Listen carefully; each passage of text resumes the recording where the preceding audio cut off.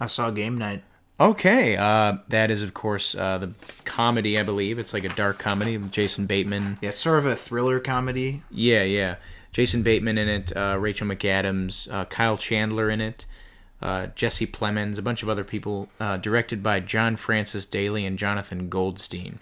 Who are supposed to be frontrunners for the Flashpoint movie for DC. Yes. Yes, we'll see if that God happens. knows if that's going to work. We'll find out. Yeah, so how did you, just overall, like, what were your thoughts about it?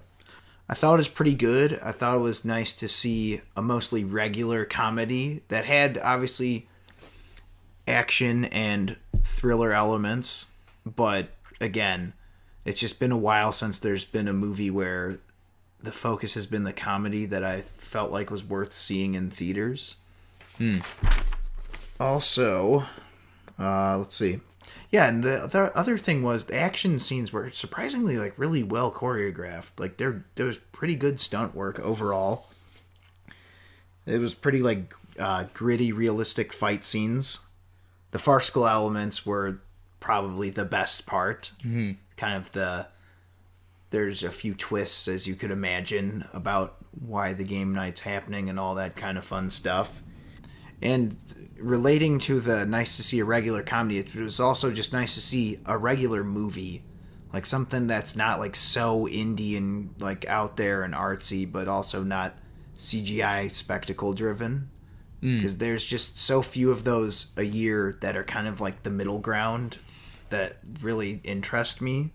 And it's just nice to see a good comedy. You know, there's so many of those nowadays that's just like, they're either bad or they're okay. This one sounds like you actually enjoyed it. Yeah, I mean, the last comedies that I really enjoyed that I can think of off the top of my head were 21 and 22 Jump Street. Same. And even those were a few years ago at this point. Yeah. And one thing that particularly stood out to me, without giving away too much of the movie, the Jesse Plemons character is hilarious. Like, he's just so weird and so creepy, but in a way where it's like he's like over analytical, which makes his creepiness like more unsettling. Right. He's great. I can't tell you too much without spoiling it. He plays the neighbor, right? Yeah, he plays a neighbor who's like a cop, and like this isn't. I'll just tell you some basic stuff. Like, he kind of is always like creeping around the corner, like, "Are you guys having another game night?" And they're like, "Nope, no, we're not." It's like, but like, he'll be like, "I notice you have 3 bags of Tostitos scoops," and it's just like, yeah, there's a 3-for-1 deal. I was not aware of this sale. Like, he's just so like, oh my god, very awkward. Yeah, like the thing is, like, I feel like he doesn't care that he's being awkward. He's just like, it's like, no, I want to know what's going on, even if it means making myself look like a complete ass. His character is probably my favorite part about the movie. Nice. So, a couple questions that I have for you. I guess, what were some of the issues you had with it, if anything? Okay. I did have some issues, and one of the ones is, while the comedy overall was really funny, there was certain elements that I thought were kind of annoying. Like, it's something I kind of call reference-itis. Okay. You know, where it's like, derp de derp de derp, Eric Cartman from South Park, derp de derp de derp, Alec Baldwin, where you just like say random like punchline, or you just say like pop culture stuff as a punchline. Right. Which can be done well, but it's better if it's brief. And there's a couple times where they just kept like going on, like dragging out jokes that weren't that funny. It's like, Jesus, just like get on with it. Right. So that was kind of my main issue, I would guess. Okay, I guess a follow-up question to that in a way is, what was like the ratio of jokes that worked to the, jokes that didn't work? Or I guess, like, if you want to do it as like a percentage that can work, like of jokes that worked to... I would say it was like 75% of them worked. Okay, that's pretty good. Yeah. That's actually really good. Another question I had about the jokes is, one worry that I had about this movie and about a lot of comedies in particular is, did they give away all the funny bits in the trailer? They did. There's a couple I really wish they hadn't. Really? Yeah. Okay, that sucks. But Are they, are there some hidden gems in there that we haven't seen, maybe from the TV spots and trailers, I think? There's, again, a lot of it's with Jesse Plemons. Okay, good. And actually, I forgot, the other standout character was Jason Bateman. Just kidding. He's never interesting. Yeah. Standout. Honestly, okay, I would say he's kind of the straight man in everything. Yeah. And except The Gift, which is a different discussion, but a great role for him. But that's I agree. a completely different story. Yeah. But yeah, I mean, he was fine. I liked Rachel McAdams again. Mm-hmm. It's nice to see her. Haven't seen her in a while in a movie. Mm-hmm. But there's this other guy. I forgot what his name is, but he plays like the bumbling like moron friend of theirs. Is it the blonde guy? Yeah. His name's Billy Magnuson? Yes. That guy has some... He has actually my favorite line in the movie. See, he's actually... I've seen him in a couple things. He's actually in Ingrid Goes West. I heard about that. Supporting role in that I think is really Yeah. kind of obnoxious, but that's supposed to be the point. And he's also going to be in the Guy Ritchie Aladdin movie, which... Oh, great. Yeah. Again, another conversation for another day. You guys don't realize it. I'm muting my excitement for Aladdin. I know it may sound like I don't care, but trust me, it's my number one most anticipated movie of that year. It's going to be so good. Seeing your face confirms all this. I don't know if anybody... Yeah. Just letting anybody know that can't see it. It is really just elated. I'm so glad they're making Aladdin that doesn't have Robin Williams as the genie. I'm so happy about that. Oh, yeah.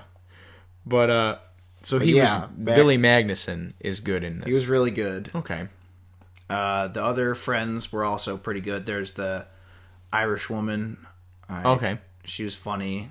The guy from New Girl. Oh, right. Winston, is that his character's name, I think? I've only seen a few episodes of New Girl. Yeah.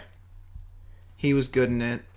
Oh, that was the other thing, though. His, there's, a subplot with him and the character who plays his wife. Yeah. And it was, it was okay, I guess. But it's, the payoff wasn't that funny. Okay. And it was, I don't know.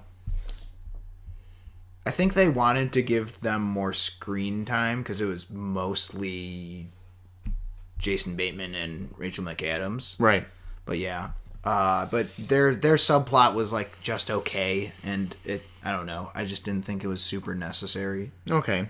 Well, that's not too bad, at least. Yeah. No, but everyone there's no characters that I disliked. I liked all the characters, but obviously the main standouts were Kyle Chandler is actually also pretty great. Okay, that's good. Because is he funny, or is he just a good character? It's a good character because he usually plays kind of these straight-laced, normal dudes. Sometimes even the hard ass. Yeah, and this time around, without giving too much away, he's Jason Bateman's brother. Mm-hmm. So it's kind of interesting to see him play sort of a more boisterous character. I like it. Yeah.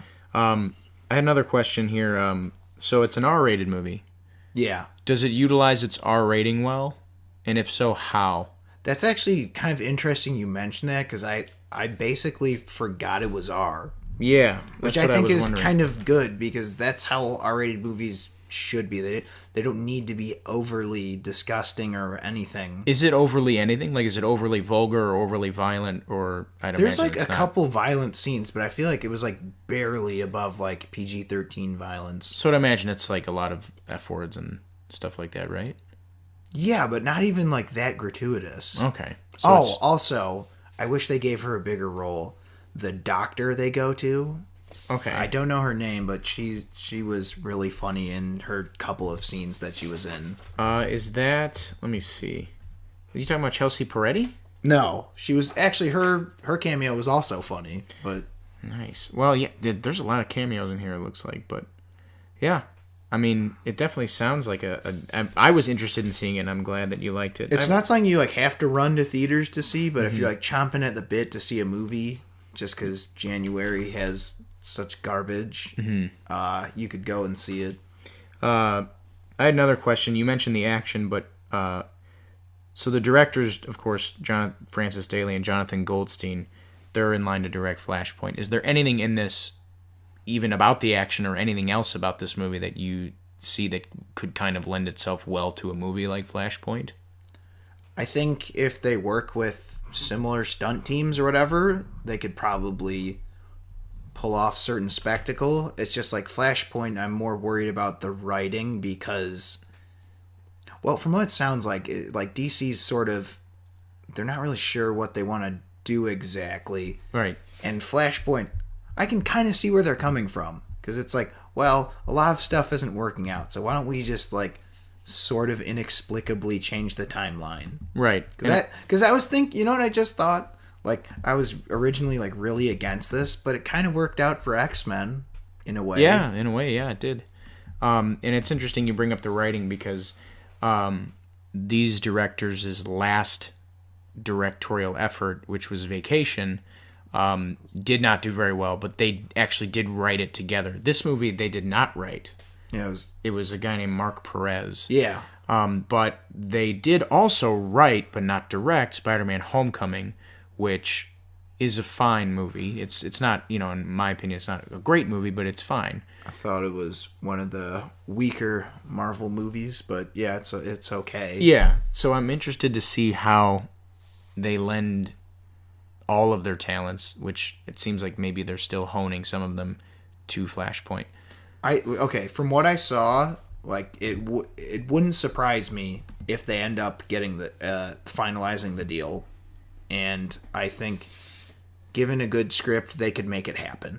Okay, that's good. I actually had another question with regards to future films. I've heard some chatter about this movie possibly, who knows, getting a sequel. I guess, how do you feel about the idea of that? Is it left that way in the film, like, without spoiling anything?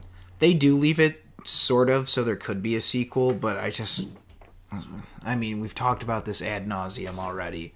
I really hope they just let this be this one funny, pretty decent movie. And not ruin it, yeah. Yeah, it's just like, let's not, like, we don't need to milk this. It was fine.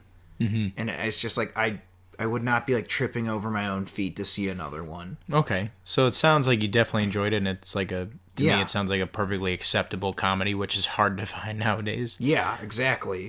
So, yeah, I mean, like, what would you score it out of 5 or 10 or whatever? Okay, so I scored out of 5 because I was raised right. Anyway, so I'd give it a 3.5 out of 5. That's good. That's a 7 out of 10. Yeah, or out of the Bizarro scale, it's a 7 out of 10.